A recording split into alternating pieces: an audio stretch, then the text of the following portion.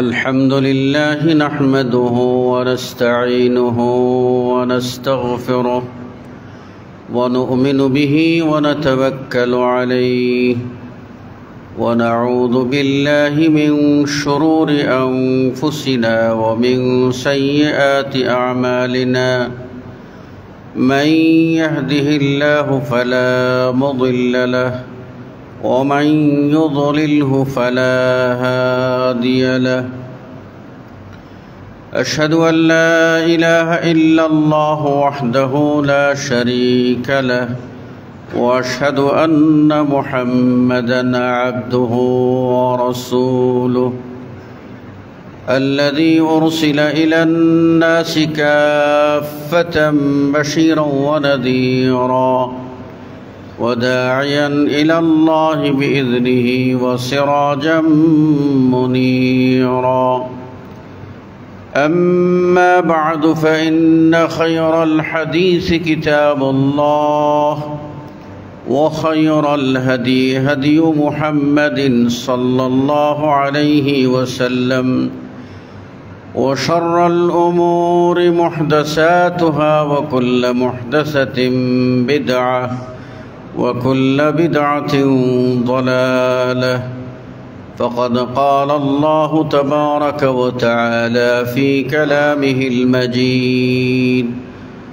بعد أعوذ بالله من الشيطان الرجيم إنا نحن نزلنا الذكر وإنا له لحافظون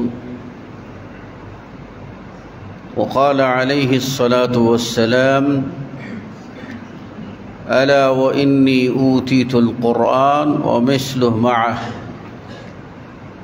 أو كما قال عليه الصلاة والسلام সম্মানিত মুসল্লিবৃন্দ, আমরা পবিত্র ঈদুল আজহা পরবর্তী জুমায় সমবেত হয়েছি।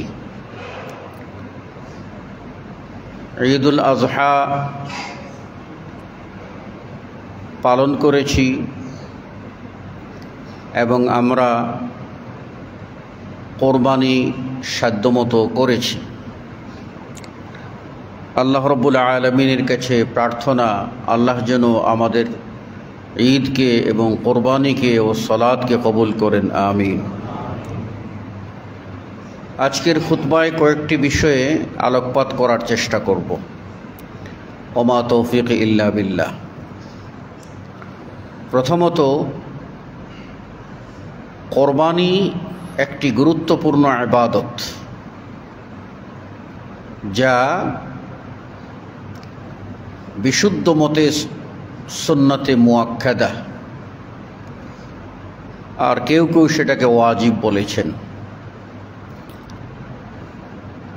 কোরবানি পশু দিয়ে দিতে হয় এবং যে পশু দিয়ে কোরবানি দিতে হয় সেগুলিও কোরআন দ্বারা, হাদিস দ্বারা নির্ধারিত। আমাদের সমাজে এমন মানুষ আছে যারা মুসলিম দাবি করে অথচ 5 ওয়াক্ত সালাত আদায় করে না, রমজানের সিয়ামেও গড়িমসি করে, ইসলামের ধার ধারে না, অথবা ইসলাম মানলেও জাহিলিয়াতকে ছাড়তে পারে না।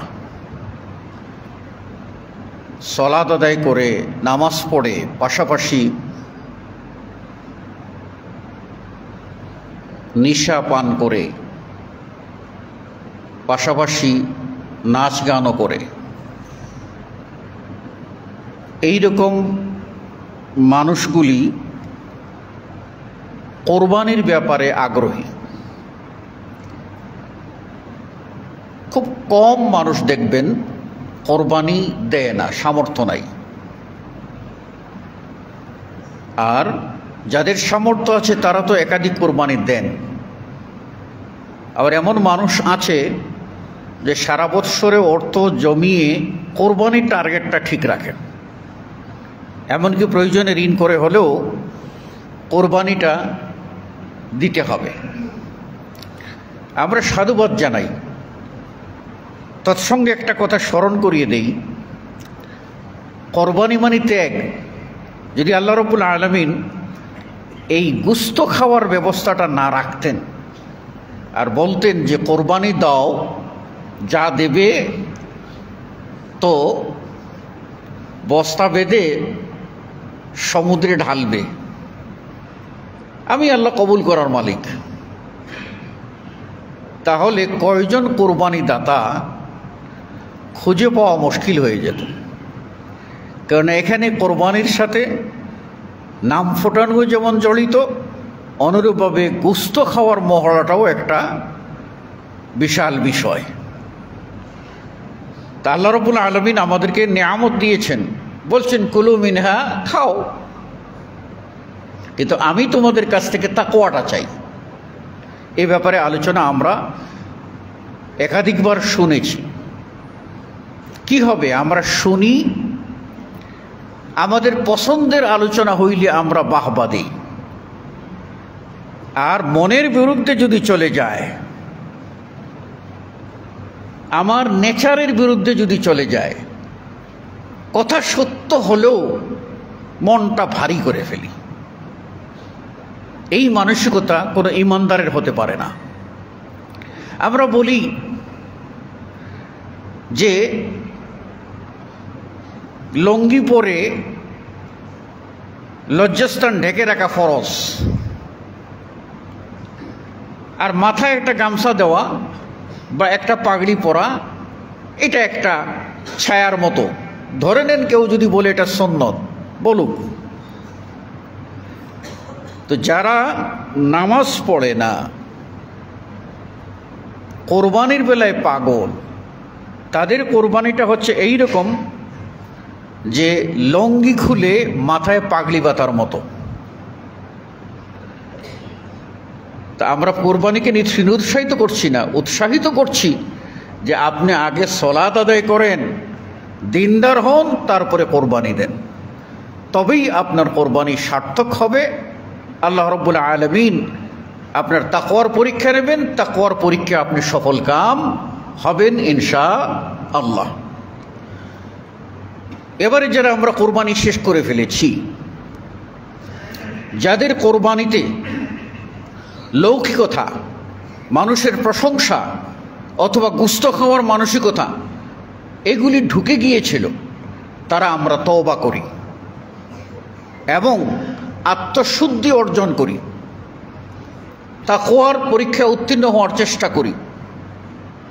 যেমন পশুর গলায় ছুরি চালিয়েছিলাম, এই ধরনের যে দোষগুলি আছে, এই ধরনের যে কদর্য বা ময়লাগুলি আছে, সে ময়লাগুলিকেও মানে পশুসুলভ মনটাকেও কোরবানি দেন, দিয়ে পবিত্র মনের অধিকারী হন, তবেই এই কোরবানি আগামী বছর পর্যন্ত আপনাকে রাখবে তাকওয়ার উপরে, রাখবে তাওহীদের উপরে, রাখবে আল্লাহর জিকিরের উপরে।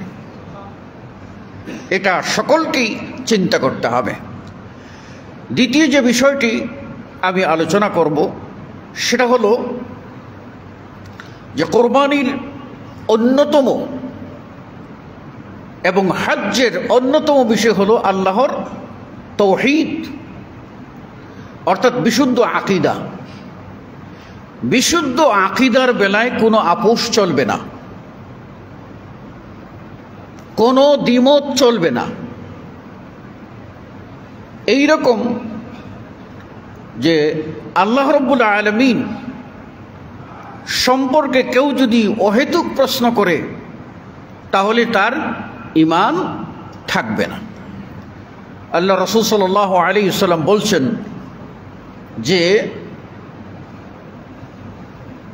শয়তান মানুষের কাছে আসবে এবং তার ঈমানটা নষ্ট করার জন্য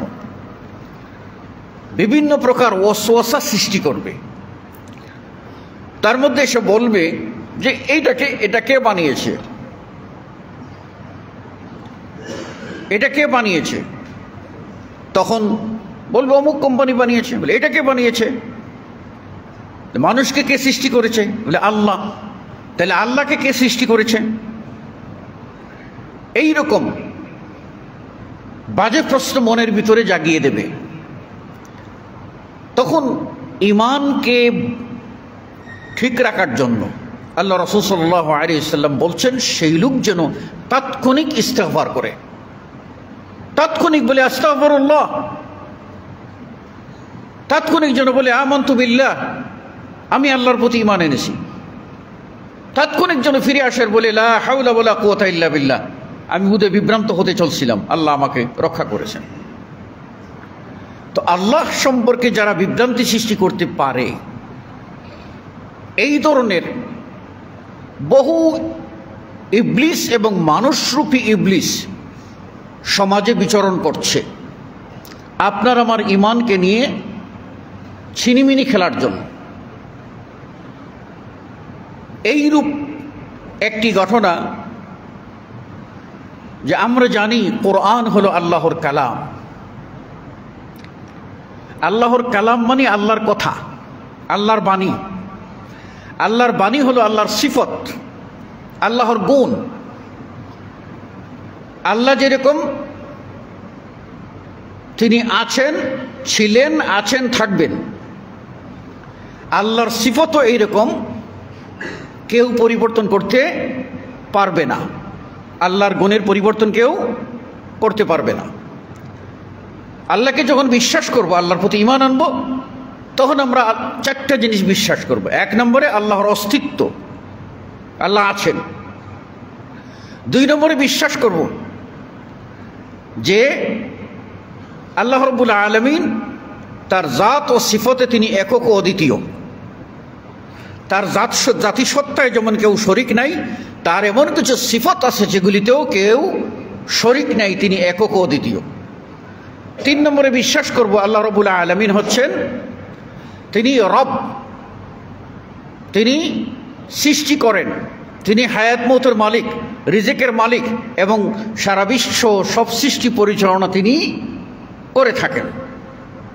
চতুর্থ নম্বরে আমরা বিশ্বাস করব যে যেহেতু আল্লাহ আছেন, যেহেতু আল্লাহ তার গুণে সুমহান, যেহেতু আল্লাহ আমার মালিক এবং তার কাছে ফিরে যেতে হবে, সেহেতু চতুর্থ নম্বরে আমরা যাবতীয় ইবাদত সির্ফ আল্লাহর করব, আল্লাহর ইবাদতে কাউকে শরীক করব না।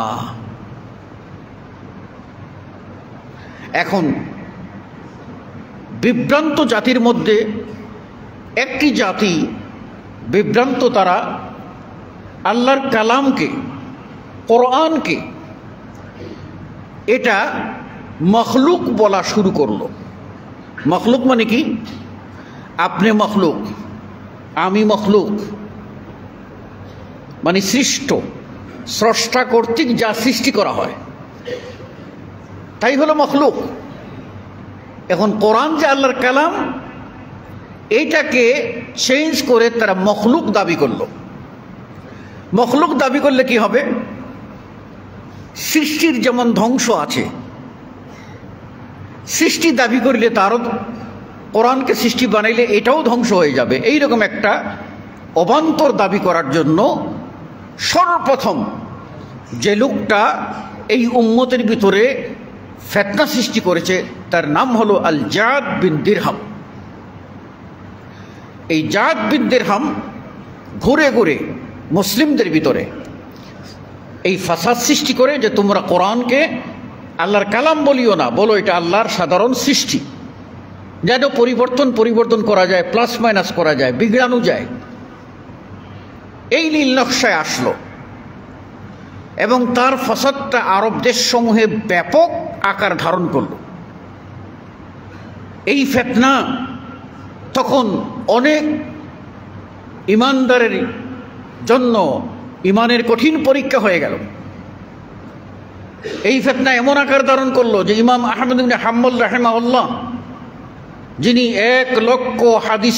10 লক্ষ হাদিসের সনদ সহ হাফেজ ছিলেন, ইমাম আহমদ ইবনে হাম্বল, তাকে বলা হলো যে আপনি ফতোয়া দিন কোরআন সৃষ্টি, কালাম নয়, আল্লাহর কালাম নয়, সৃষ্টি।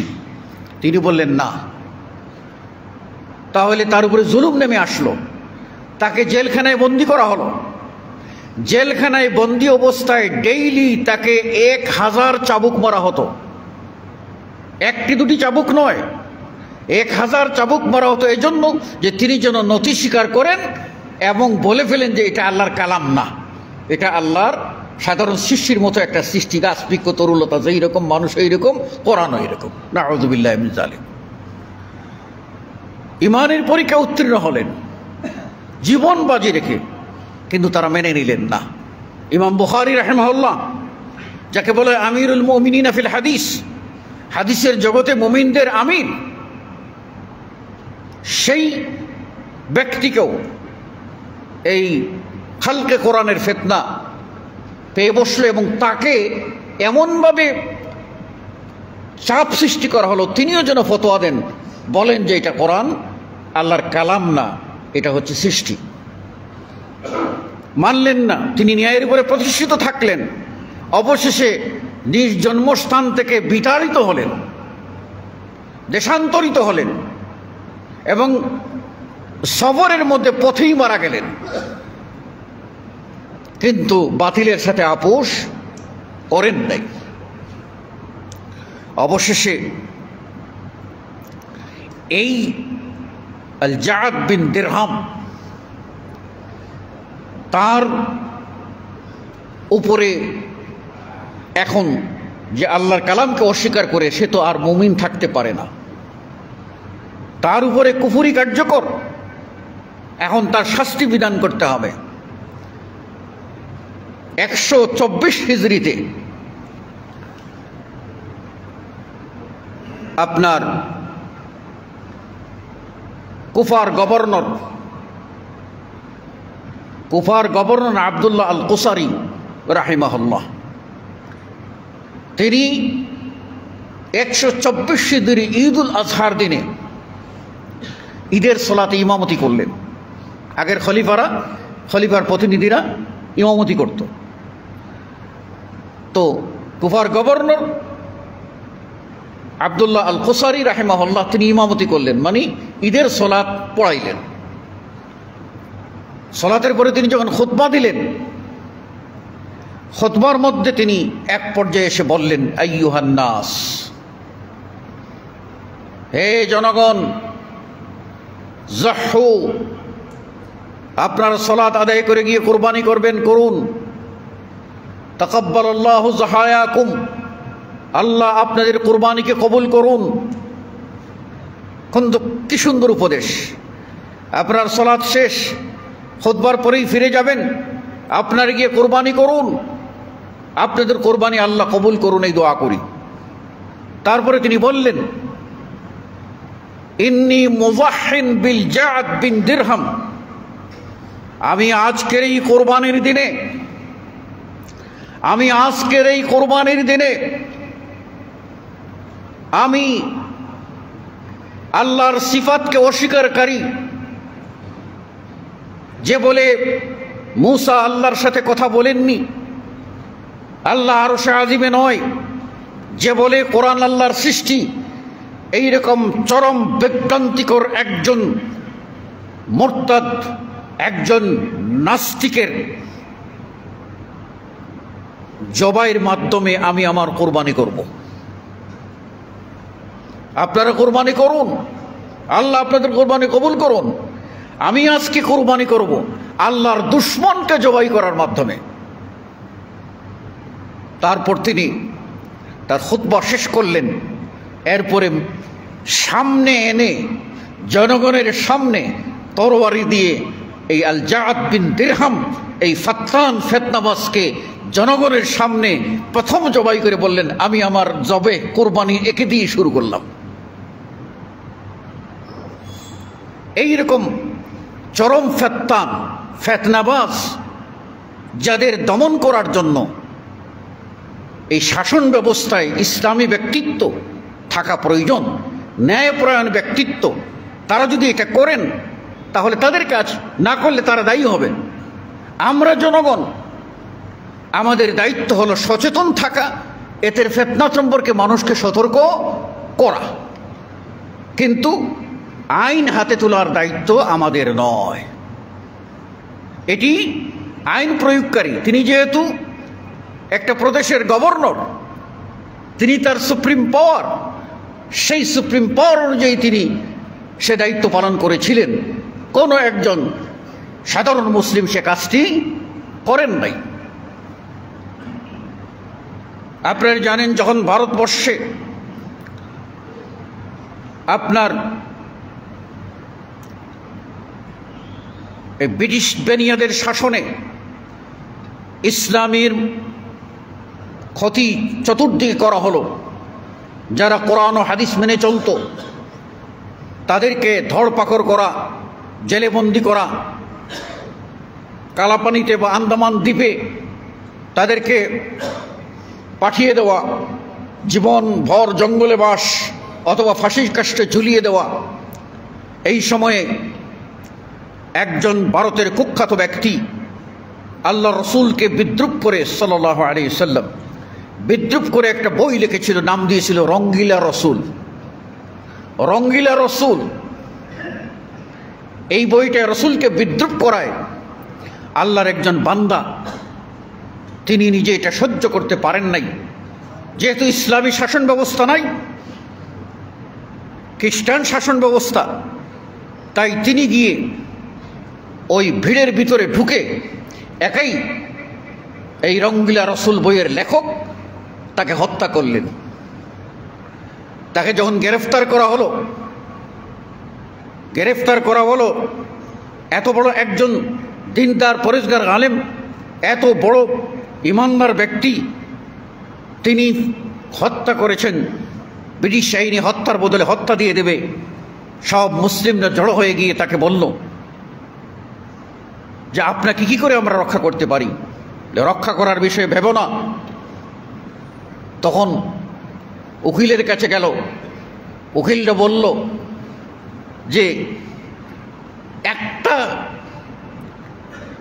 কথা যদি সে বলে তাহলে তার মুক্তির ব্যবস্থা করতে পারি, হয়তোবা ফাঁসি থেকে তাকে মুক্ত করে ওই আন্দামান দ্বীপে পাঠিয়ে দেওয়া যেতে পারে। সেটা কি? তাকে বলতে হবে আদালতে উঠে, জাস্টিসের সামনে বলতে হবে যে আমি হত্যা করেছিলাম কিনা আমার মনে নেই, তখন তিনি বলছিলেন কশ্চিনকালেও এটা হবে না। জবাব দিয়েছিলেন মেরে আমল নামা মে কুছ नहीं है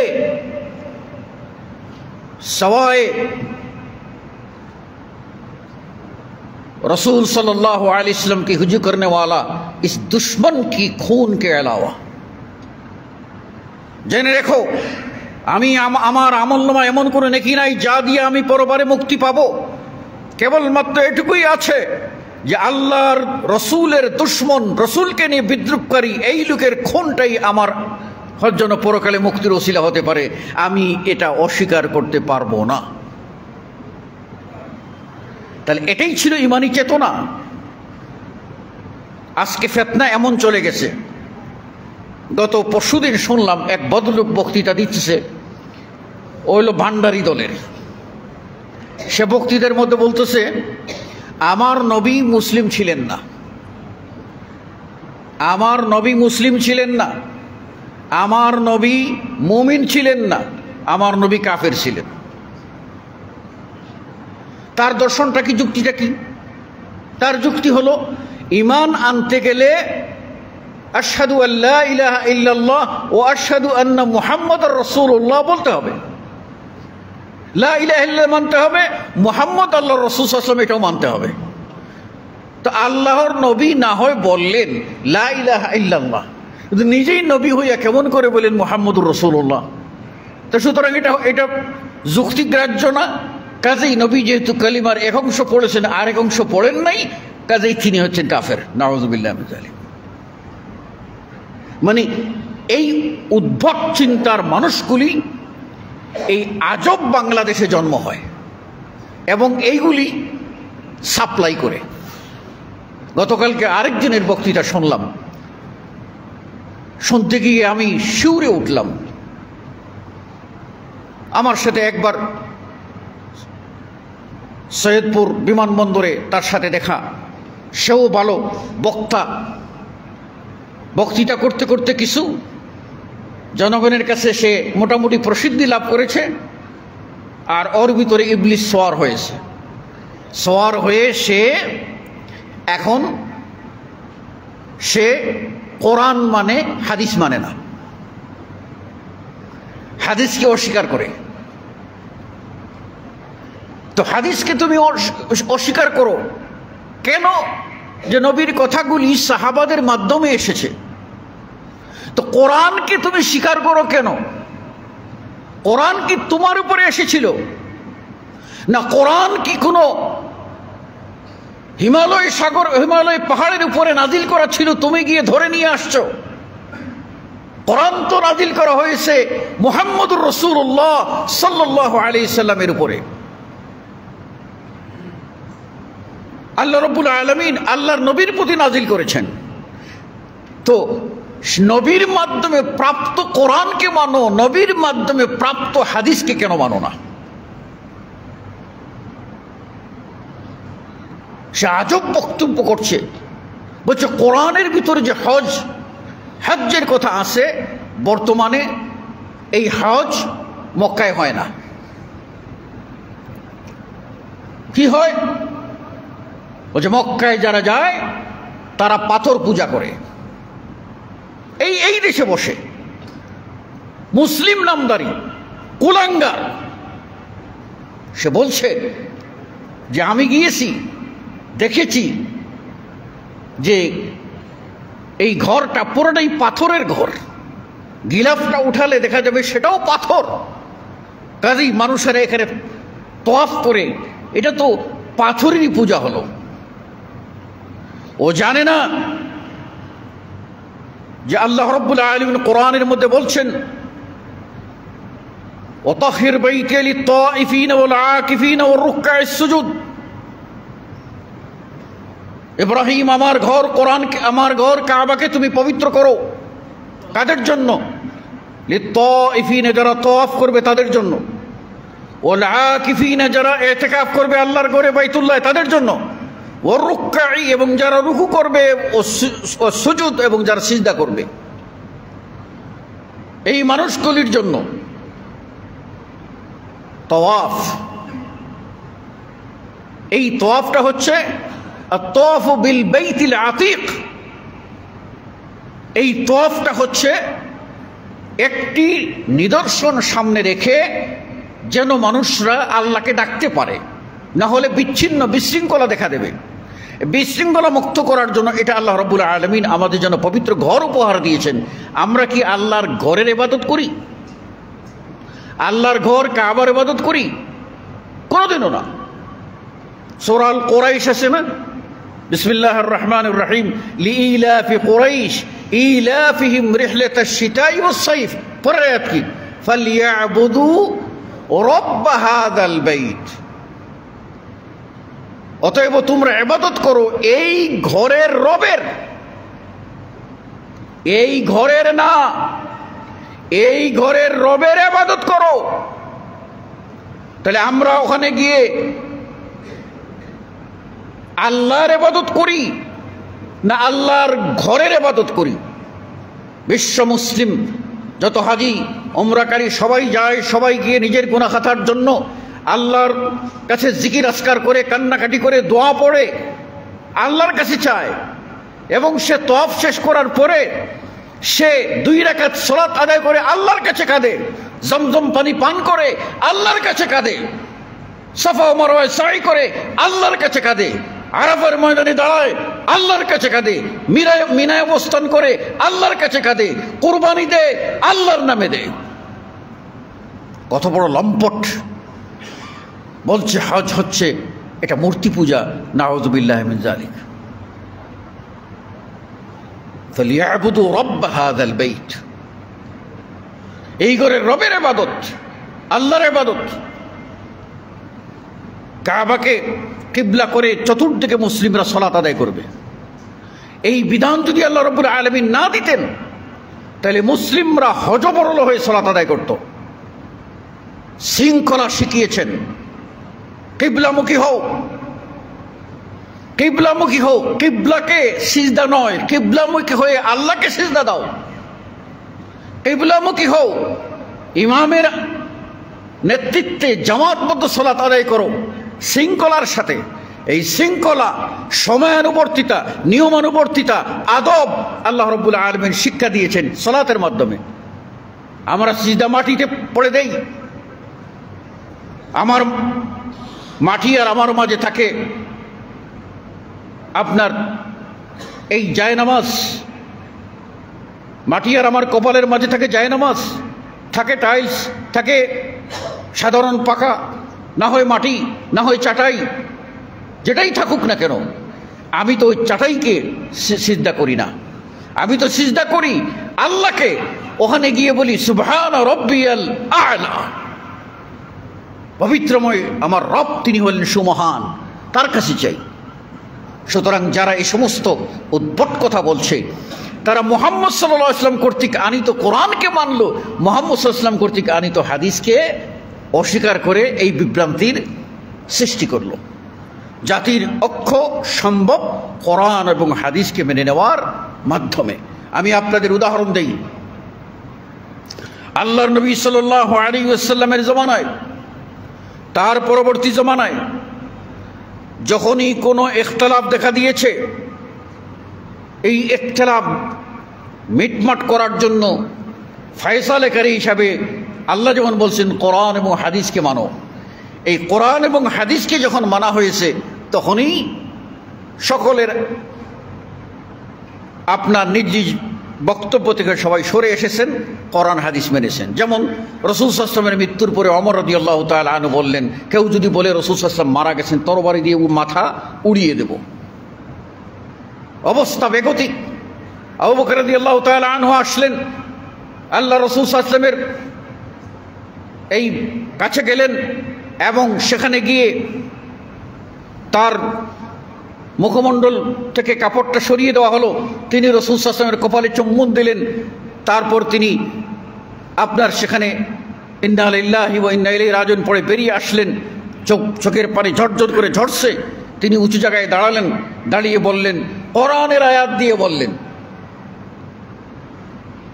মা কানা মুহাম্মাদুন আবা আহাদিম মির রিজালিকুম ওয়ালাকিন রাসূলুল্লাহি ওয়া খাতামান নবিয়্যিন।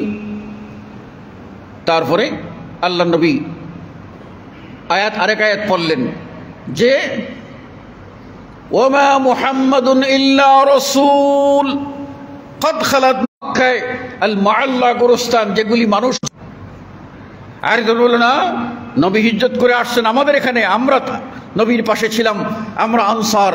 সুতরাং মদিনার কেন্দ্রীয় কবরস্থান এই বাকি আল গরকদ, যাকে মানুষ জান্নাতুল বাকি বলে, যদিও হাদিসের ভাষায় জান্নাত কথাটা নাই, বাকি আল গরকদ, সেই বাকি নামক গোরস্থান, মদিনার কেন্দ্রীয় গোরস্থান, কবরস্থান, সেখানেই তাকে দাফন করা হবে। চরম উত্তেজনা, কোথায় সিদ্ধান্ত নেওয়া হবে। এমন সময় আল্লাহ নবী সাল্লাল্লাহু আলাইহি ওয়াসাল্লামের একখানা হাদিস পাওয়া গেল। আল্লাহ নবী সাল্লাল্লাহু আলাইহি ওয়াসাল্লামের এক সাহাবী এসে বললেন, রাসূল সাল্লাল্লাহু আলাইহি ওয়াসাল্লাম বলেছেন, নবীরা যেখানেই মারা যান সেখানেই দাফন করতে হয়, কোনো জায়গায় ট্রান্সফার করা যাবে না। হাদিস আসলো, সবাই যার যার সিদ্ধান্ত থেকে ফিরে আসলেন এবং রাসূল সাল্লাল্লাহু আলাইহি ওয়াসাল্লাম যে জায়গায় মারা গেছেন আয়েশা রাদিয়াল্লাহু আনহার কক্ষে, এই জায়গাতেই রাসূল সাল্লাল্লাহু আলাইহি ওয়াসাল্লামের কবর দেওয়া হলো। দ্বন্দ্ব শেষ। পৃথিবীতে আজও যত ইখতিলাফ দেখা দেবে, সবগুলি সমাধানের জন্য যদি মুসলিমরা কোরআনের কাছে আসে এবং হাদিসের কাছে আসে, তবেই তাদের সমাধান সম্ভব, নতুবা সমাধান কিছুতেই সম্ভব না। ওই লোক আরও বলছে, লা হাওলা ওয়ালা কুওয়াতা ইল্লা বিল্লাহ, বলছে সেখানে কি হয়, কয় নারী পুরুষ পর্দার ওয়াজ করে অনেক, আর সেখানে নারী পুরুষে ঢলাঢলি হয়। লা হাওলা ওয়ালা কুওয়াতা ইল্লা বিল্লাহ। যারা হজ করেছেন, যারা উমরা করেছেন, তারা সবাই জানেন যে প্রত্যেকটি মানুষ ওখানে এহরাম পরা পুরুষ, নারীরা তাদের সাধারণ পোশাক পরা, নারীরা এহরাম অবস্থায় প্রত্যেকেই আল্লাহকে পাওয়ার জন্য কান্নাকাটিতে, তেলাওয়াত, জিকির, আসকারে ব্যস্ত। ডানে নারী না পাশে বামে নারী, পিছনে নারী না সামনে নারী, সুন্দরী না কালো, বয়স্কা না বৃদ্ধা না যুবতী, এগুলি দেখার কোনো ফুরসত কোনো ইমানদার পায় না। সকল বলছে আদম আলাইহিস সালামের নামে। এটা হাজারে আসওয়াদটা, এইটাতে গিয়া চুমা দেওয়ার জন্য নারী পুরুষ সব পাগল হইয়া যায়। ওইটা দেখতে নাকি মহিলাদের যৌনাঙ্গের মতো। লা হাওলা ওয়ালা কুওয়াতা ইল্লা বিল্লাহ। এই দেশে বসে এই বাংলার মানুষ এরা এইগুলি চর্চা করতে পারে, বক্তব্য দিতে পারে? ও জানে না যে হাজারে আসওয়াদটি একটি পাথর, যে পাথরটি আল্লাহ রাব্বুল আলামিন দিয়েছিলেন যখন ইব্রাহিম আর ইসমাইল ওই জায়গা, একটা ফাঁকা জায়গায় কি পাথর বসাবেন, তখন তো পাথর দিয়ে বানানো, কোনো পাথর খুঁজে পাচ্ছেন না, পাথর শেষ হয়ে গেছে। বাপ বেটা দুজন ছুটছেন, পরে দেখেন যে ওই কাবার পাশেই এই পাথরটা আল্লাহ রাব্বুল আলামিন ইব্রাহিমকে বললেন, এটা আমি দিয়েছি, এটা জান্নাতি পাথর, নিয়ে যাও, ওখানে লাগাইয়ে দাও। এই লাগিয়ে দেওয়া হলো। এই পাথরটি চুরি করা হয়েছিল এবং সেটা আপনার ইরাকে পাওয়া গেছে। এই চোরাই পাথর সেখান থেকে উদ্ধার করে এনে সেটাকে ভাঙ্গা টুকরা টুকরা পাথরটাকে এরকম করে বাদাই করা হয়েছে। পরবর্তীতে এটা বাদাই করা হয়েছে, ভিতরের পাথর জয়েন্ট দিয়ে সুন্দর করে করা হয়েছে। এর অর্থ এই যে এটা তুই কোথায় নিয়ে গেছিস? লা হাওলা ওয়ালা কুওয়াতা ইল্লা বিল্লাহ। ঈমান থাকবে? কখনো ঈমান থাকবে না। সুতরাং এই ধরনের বেঈমান, এই ধরনের মুরতাদ, এই ধরনের শয়তাননেশী নিশ্চয়ই কোন না কোনো আপনার অমুসলিমদের এজেন্ট হয়ে মুসলিমদের মধ্যে বিভ্রান্তি সৃষ্টি করার হীনকৌশল চরিতার্থ করছে এবং দুনিয়ার ফর 2 পয়সার জন্য ইমানকে বিক্রি করেছে। সহিহ মুসলিম শরীফের হাদিস, রাসূল সাল্লাল্লাহু আলাইহি ওয়াসাল্লাম বলছেন, ইয়াবিউ দীনহু বিআরদিন মিনাদ দুনিয়া। এমন এক সময় আসবে মানুষ দুনিয়া পাওয়ার জন্য তার দ্বীনকে বিক্রি করে দেবে, দুনিয়া পাওয়ার জন্য দ্বীনকে বিক্রি করে দেবে। এইরকম কোলাঙ্গাররা দ্বীনকে বিক্রি করে তথাকথিত কোরআনের ধারক দাবি করছে, হাদিসকে প্রত্যাখ্যান করছে, রসুলের অর্ধেক মানছে না। এমন কি করে সে ইসলামের দাবিদার হতে পারে? অতএব এই সমস্ত বিভ্রান্তিকর বক্তব্য যারা পাবেন, আপনারা এগুলিতে ফেসবুকে চালিয়ে দেওয়া হয়েছে, এগুলি শুনবেন, প্রত্যাখ্যান করবেন। আর যদি শোনা থেকে দূরে থাকেন আরও ভালো, না হলে এদের মুখোশ উন্মোচন জাতির কাছে না করলে এদের মুখরোচক কথা, অবান্তর যুক্তি, শয়তানি যুক্তি তো ভালো থাকে, শয়তানি যুক্তিতে মানুষ বিভ্রান্ত হতে পারে। আল্লাহ রাব্বুল আলামিন আমাদেরকে সকলকে এই কোরআন সুন্নাহ আঁকড়ে ধরার তৌফিক দান করুন এবং এ সমস্ত ফিতনাবাজদের ফিতনা থেকে আল্লাহ রাব্বুল আলামিন মুসলিম উম্মাহকে রক্ষা করুন। আমিন। আকুলু কওলি হাদা আস্তাগফিরুল্লাহ লি ওয়া লাকুম ওয়া লিসাইরিল মুসলিমিন। বারাকাল্লাহু লানা ওয়া লাকুম ফিল কুরআনিল আযীম ওয়া নাফা'নি ওয়া ইয়্যাকুম বিল আয়াতি ওয়া যিকরিল হাকীম। ইন্নাহু তাআলা জাওয়াদুন কারীম ওয়া লাকুম রাউফুর রাহিম ফাস্তাগফিরুহু মিন কুল্লি যামবিন ইন্নাহু হুয়াল গফুরুর রাহিম।